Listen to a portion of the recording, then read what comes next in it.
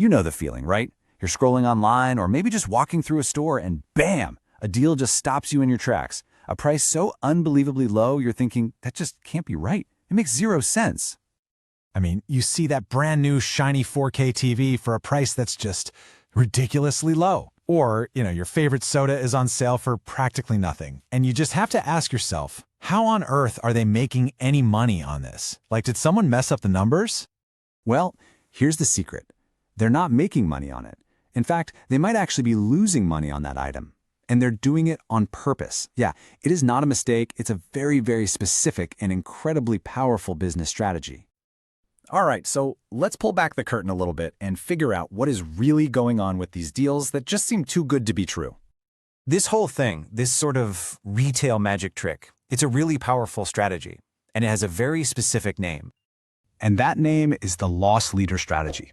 Honestly, once you understand this, it's the key that unlocks the whole mystery behind those jaw-dropping prices. Okay, so what exactly is it? Well, to put it simply, loss leader pricing is when a store deliberately sells a product for less than what they even paid for it. Think about that. Their goal isn't to make a profit on that one thing. Nope, the goal is just to get you, the customer, in the door.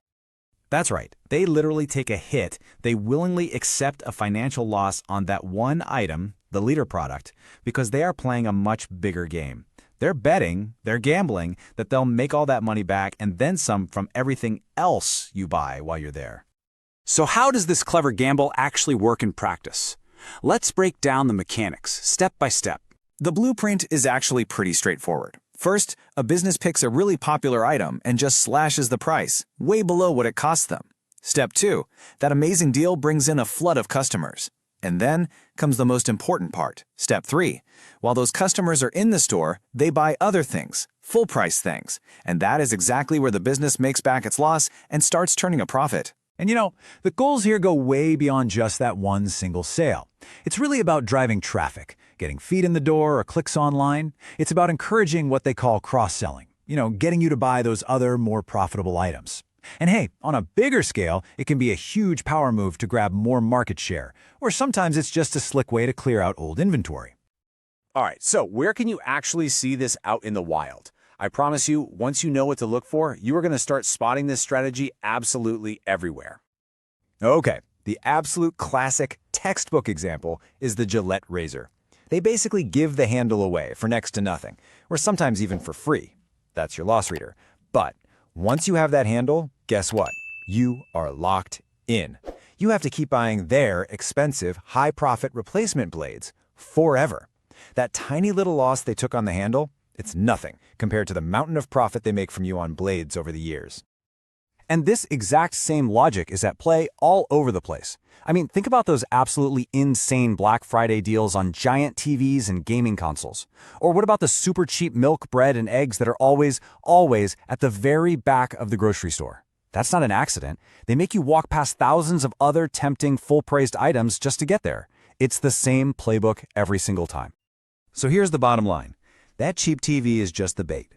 What the store is really after, the real prize, is everything else you toss in your cart. The groceries, the extra cables, maybe a new soundbar. That's where they make their money. But look, this strategy is not a guaranteed win. Not at all. It's a really high-stakes gamble for any business, with some pretty big risks to go along with those big rewards. Yeah, the whole thing hangs by a thread. It all depends on one crucial assumption, that you, the customer, will actually buy more stuff. If that assumption turns out to be wrong, oh boy, the whole strategy can backfire in a pretty spectacular way. I mean, can you imagine the nightmare scenario for a business? It's pretty simple. The customer comes in and only buys the loss leader. That's it. Picture thousands of people showing up, grabbing that one super cheap item and walking right back out. The store doesn't make up the difference. They just lose a boatload of money.